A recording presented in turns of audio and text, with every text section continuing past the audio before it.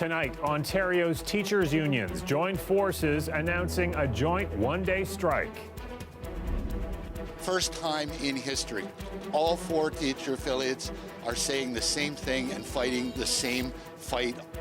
Some 2 million students will be out of class next Friday if no deal is reached. Plus, she was like the ultimate cub reporter, except she had 40 years of experience and knowledge.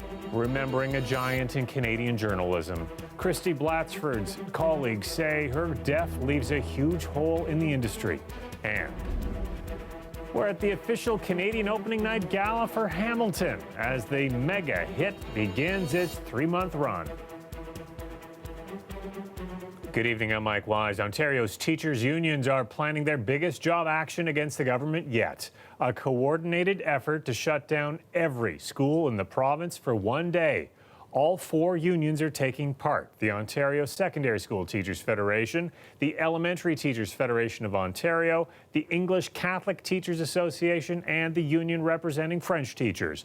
The strike will mean approximately 2 million students, elementary and secondary, will be out of class next Friday, February 21st. Now, word of the strike came from union leaders as they watched and at times heckled the education minister during an onstage interview today. Natalie Collada has all the day's developments.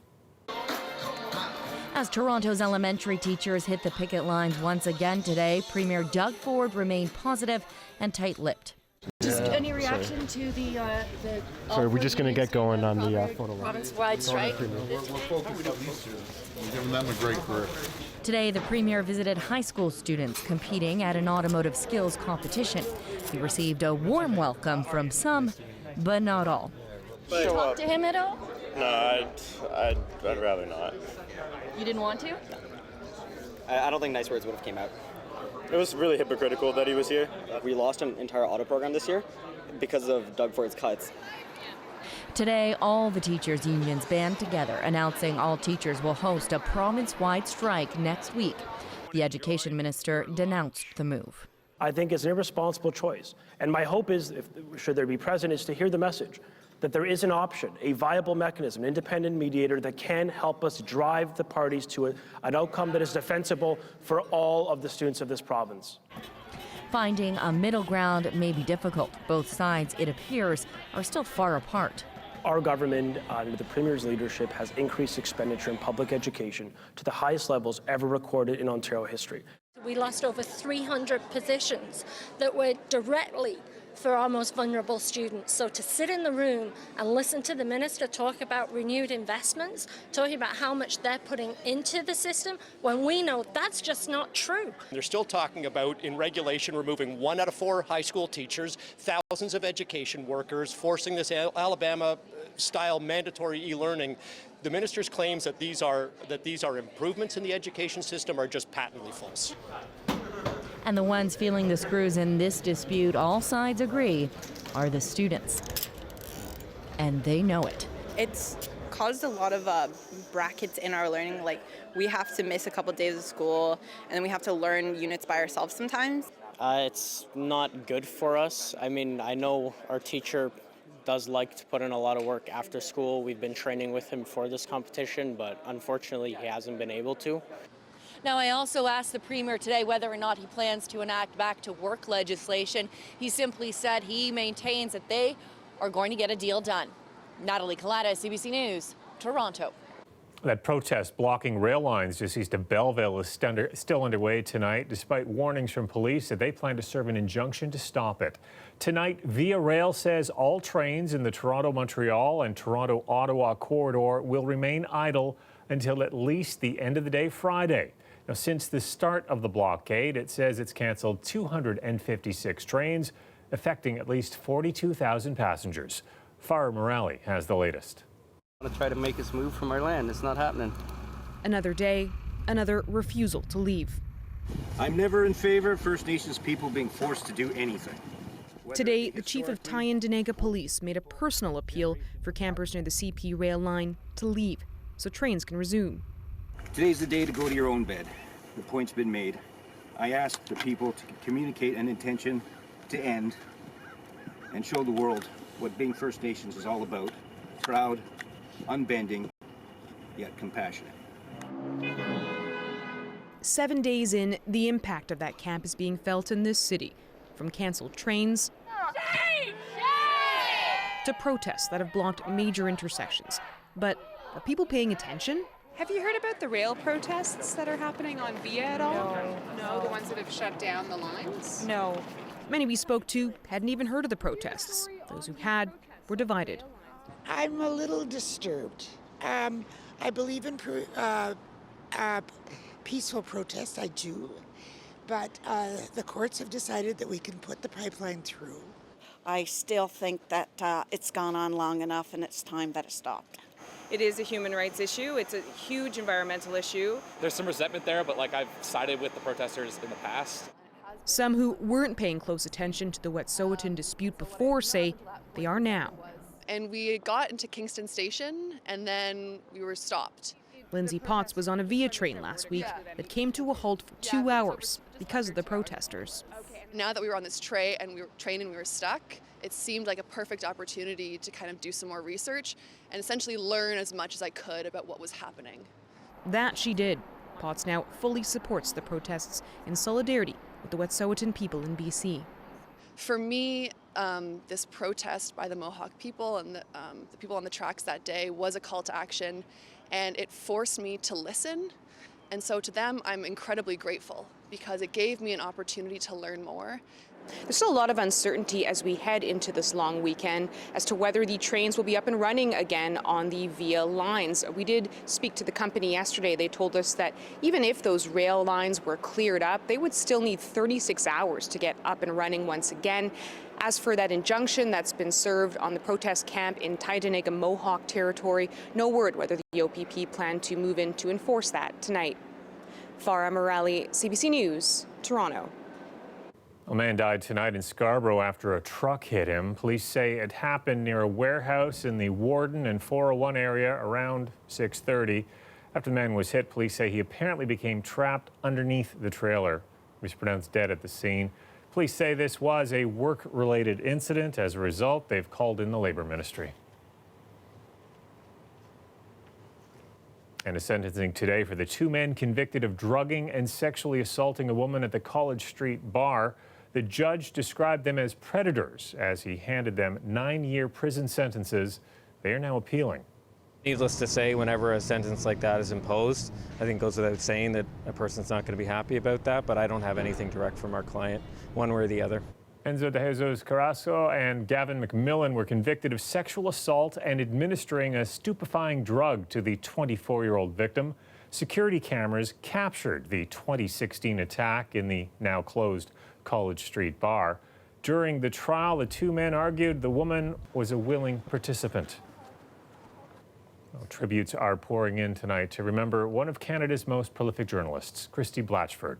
The National Post columnist died today at the age of 68. Blatchford spent decades covering crime and the courts. Greg Ross has more on her impact on journalism in Canada. Those who worked with her closely say Christy Blatchford's death has left a huge hole in Canadian journalism. She was fearless and determined to get the story. She was like the ultimate cub reporter, except she had 40 years of experience and knowledge. Her career spanned nearly 5 decades, and her work was award-winning, earning such honors as the National Newspaper Award in 1999 and the Governor General Literary Award in 2008. She was the first female sports columnist in Canada in the early 1970s with the Globe and Mail. Never shy to voice her opinion, Blatchford said this in 1977 while appearing on the CBC show 90 Minutes Live. I'd like to write about what it's like to be a woman sports writer, and I'd like to call it Jocking Off. Blatchford eventually moved on to covering news with stints at the Globe and Mail, Toronto Star, and Toronto Sun. She eventually discovered she had a passion for covering crime and the court system. She's covered the most sensational murder trials in Canada in the last 25 years, starting with Paul Bernardo in the mid-1990s. She had a reputation of expressing her passionate opinions in her columns, often directed towards the accused in a trial or the lawyers and judges working it. While covering the trial of Paul Bernardo, who was convicted of the rape and murder of 3 teenage girls in St. Catharines, Blatchford was quick to criticize the judge's decision to impose a publication ban. I think it's a scary precedent. In my mind, he's assumed that the right of the press to report unfettered and the right of the Bernardo to a fair trial are in conflict, and I don't think they are. We get tons of memos, eh? But despite her outspokenness, she always commanded respect. Today at Toronto's Court of Appeal, before a bail hearing, Judge James McPherson took a moment to acknowledge Blatchford, saying she did a wonderful job covering courts for 40 years. We will miss her. She just commanded universal respect from judges, lawyers, everyone in the system. In the fall, Blatchford was diagnosed with stage 4 lung cancer, which had spread to her tailbone. She passed away in hospital this morning, but not before one last great quote to friends in her final days. She says, "I'm not that deep. I don't think of what comes after. I'm just really going to miss my friends, and we're all going to miss her so much." Greg Ross, CBC News, Toronto. Well, we are hearing from Raptors president Masai Ujiri for the first time tonight about that civil lawsuit brought against him by a California security guard who said Ujiri assaulted him after the Raptors won the NBA championship last year. It's malicious in a way, you know. To me, it's incredible that things play out like that. I think something incredible was taken away from me, and I'll never forget it. That is one of the things that drives me to win another championship, because I want to be able to celebrate a championship, you know, the right way. And this thing will be settled. The truth will come out. You'll recall moments after the final buzzer, an altercation happened between Ujiri and Officer Alan Strickland, who claims he stopped Ujiri because he didn't see his on-court credentials. Strickland alleges that Ujiri hit him in the face and chest. Prosecutors already said Ujiri would not be criminally charged. The lawsuit claims that Strickland has since suffered severe emotional and physical distress.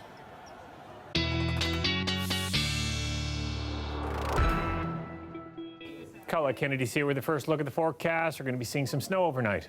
Yes, we do have some snow coming our way. It looks like it's going to track maybe just a little bit further south, so hopefully we're not going to see too much of it coming through, but it'll have an impact on the morning commute and even a little bit tomorrow afternoon as well. But tonight and through the day, that's what we are looking at.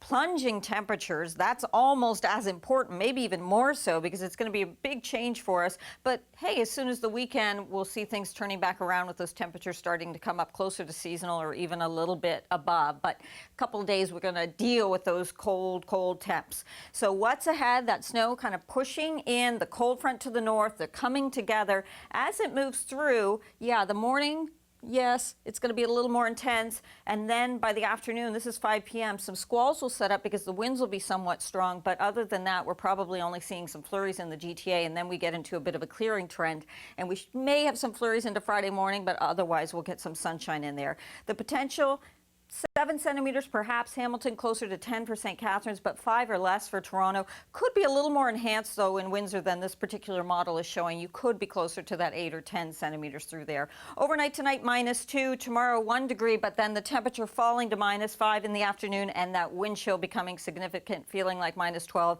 and even dropping from there. We'll get into all of that in your Valentine's forecast coming up, Mike. Okay, thanks a lot, Colette. You're welcome. I'm past, patiently waiting, I'm passionately smashing every expectation, every action's an act of creation. I'm laughing in the face of casualties and sorrow. For the first time, I'm thinking past tomorrow. Well, Hamilton is here by way of Chicago. That city's production is now on tour, taking to the stage at the Ed Mirvish Theatre. And we'll take you to the Canadian premiere of the musical after the break.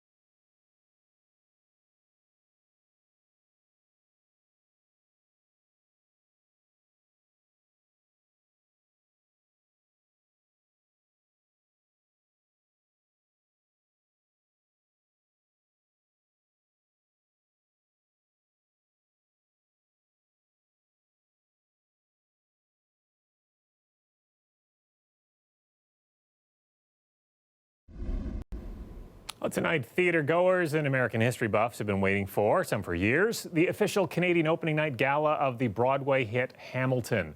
The incredibly popular musical has won 11 Tony Awards and a Pulitzer Prize. The touring production is coming north of the border for the very first time. And Angelina King joined us now live from outside the Ed Mervis Theatre. And Angelina, to quote one of the songs, you got to be in the room where it happens. Yeah, thanks, Mike. That's going to be in my head now, along with all the other fantastic music for the rest of the night. But luckily, I was in the room for this one. I got to see Hamilton. It's absolutely fantastic. Really lives up to the high expectations and praise. I am not a theater critic by any means, but I would give it 5 stars. Now, there was a showing last night, but tonight is kind of the official opening night. And of course, a big round of applause and standing ovation from the crowd. But this musical was popular in Toronto even before it got to Toronto, and tickets went on sale back in October. There was lineups. It sold out almost immediately within hours, breaking Canadian musical theater records, rather. Now, I got a chance to speak with some people before the show started. I want to show you just how excited they were before everything even began. I'm super excited to see it. I actually won the lottery, and I have double A seats right at the orchestra front row that I got for $10, which is pretty amazing because they're selling for like thousands of dollars online. So I'm really excited. I bawled my eyes out when I saw it on Broadway, didn't stop crying for 10 minutes. It's the most amazing musical I've ever seen. I love it. So the story is about the life of one of U.S. founding fathers, Alexander Hamilton, an immigrant from the Caribbean. He ended up becoming George Washington's right-hand man during the American Revolutionary War. So it's really quite the history lesson. And then, of course, all put to music, a blend of hip-hop, R&B, classical, and pop. And as the creator said, it's about America then by America now. So it confronts slavery, it celebrates diversity, and the cast is made up of almost all people of color. It manages to tell a story about a person who in Canada is not well known, Alexander Hamilton, one of the founding fathers of the United States, and tell it in a way that makes sense for today and tie it into what's happening today. And it's just brilliant. So if you wanted to see the production, you still can. As you heard the one woman mention in the clip, there is an online lottery. So they're giving away 40 tickets at $10 each to each show. If you're lucky, you can go online. They let you know the day before. There's also some tickets to purchase still. They range from about $175 to $500 a piece, and it runs here in Toronto until May. Mike? Very expensive show. I'm just reading the biography that inspired it. Thanks, Angelina. Here's a live shot of the Toronto skyline. Did you know there was a Canadian Alexander Hamilton? He was a judge who lived in the Niagara area. He fought in the War of 1812, and he was part of a force that helped quell the Upper Canadian Rebellion in Toronto. Someone should make a musical out of that. Weather and sports when we come back.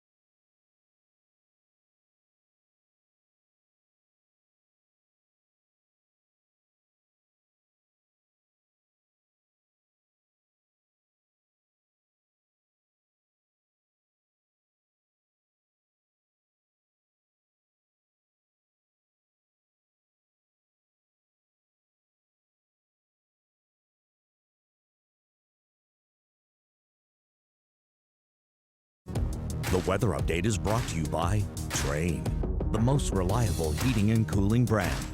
It's hard to stop a train.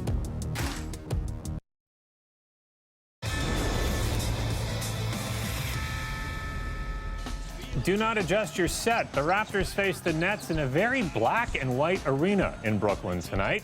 Kyle Lowry with a great bounce pass to OG Anunoby, who finishes it with a nice slam right here as the Raptors looking for their 16th straight win. But Brooklyn led for most of this game tonight. Second half, Serge Ibaka sets a pick, gets a feed from Lowry, and goes in and buries a nice jumper. He finished with 28 points, but it just wasn't the Raptors' night. Karis LeVert led the Nets with a team-high 20 points as the Raptors fall 101-91 and see their winning streak finally coming to an end at 15 games.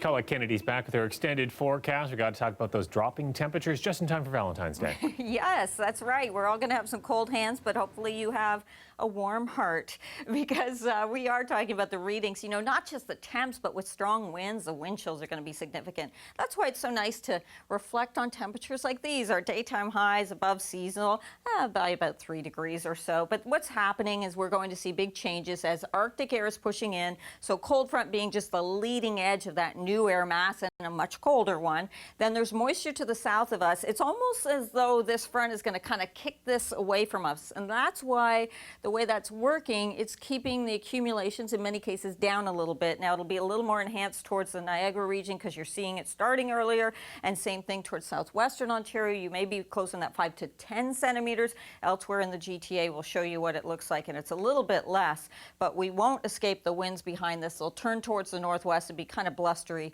as we head into the afternoon hours. So Friday, we may have some morning flurries, some squalls that set up. We'll start to ease, though, as we see our winds easing a little bit. So I mentioned what we might see over towards Niagara, but how about Hamilton, 7 centimeters, closer to 5 centimeters, probably through Toronto and the GTA, Oshawa, you as well, and you may get up to that 5 centimeters too around the Barrie area. So something to kind of keep in mind. Again, this model just wanting to give you about 6 centimeters in Windsor, but just because of the duration, not necessarily the intensity, but you might see it a little longer, so it could push that up towards 7 to 10 centimeters before it totally moves on out of here. Overnight tonight, -1 your lows. Feeling not that significant with the wind chill at -3. That's for tonight. Tomorrow, whole different story. These are the temperatures, kind of the highs, but the temperatures will fall in the afternoon and the wind chill becoming more significant to -10 into the GTA. The overnight lows running above seasonal, still way above seasonal when you have a look at some of these readings that we're going to be seeing.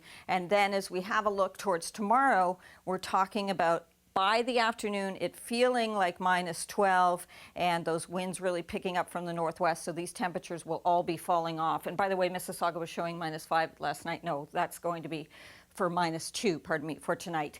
Look at your temperatures, though, as we go towards Valentine's Day. That's so important. -19 Thursday night into Friday. Friday, -9.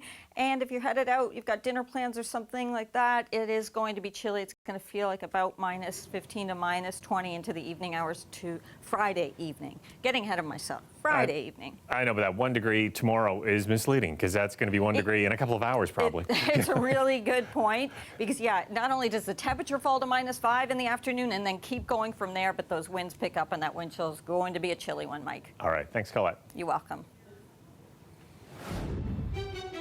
After the break, we'll take you to New York for the Oscars of all dog shows, the Westminster.